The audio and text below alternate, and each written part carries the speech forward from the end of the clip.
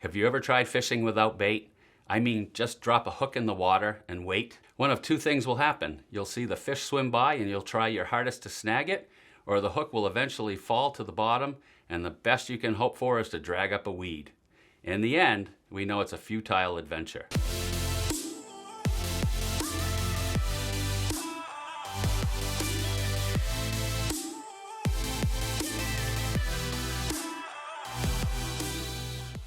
Marketing is just like fishing, yet most of what I see are empty hooks. Consider technique number 1. An agent sends out a postcard or social post that says something like, "Give me a call when you're ready to buy or sell." That's a call to action without any bait. Why would I call? What would be the motivation to call? That I'm ready? I might be ready, or I might be a hungry fish, but I don't see any food or reason to call. But you might be thinking, on the postcard, I mentioned that I was the #1 agent in the area and that I sold 50 houses in the neighborhood last year, or some other accomplishment. Impressive, right? You can blow your horn all you want. People may notice, but no one is biting. Now, I'm not saying don't blow your horn, but recognize that the effort is more of a branding exercise than it is lead generation. After all, it's helpful if people know and believe you are in the business and successful, but the trophy standing on the shore next to you won't help you catch a fish. Rather, it proves to the passers-by that you've caught lots of fish before.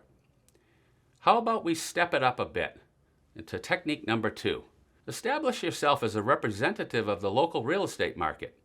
Your next marketing piece communicates information, such as what has just listed, pended, or sold nearby, or what's happening to interest rates, inventory, or some other interesting update on the real estate market that might satisfy the intrigue of those vested in the value of their own home. After all, most people are interested in the answer to this question: how's the market? This is an excellent step in the right direction. It supports your brand and may in fact interest someone enough to reach out and want to know more. To me, this is like dropping a random lure in the water, and as it twirls and flashes, it catches the eye of many fish, and it is certain to attract a few, especially if you consistently cast it into the water over and over again. Eventually, you'll catch a fish. Still, you are casting a wide net, hoping to find a few. Effective, yes, but you can do better. So consider technique number 3, fishing with bait.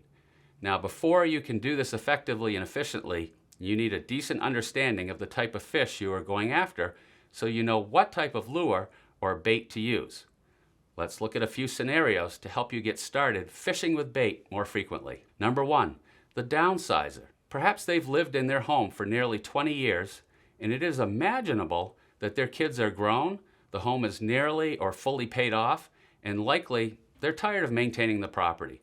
It's also reasonable to think their kids' first home has the granite countertops they've always wanted but could never afford until now.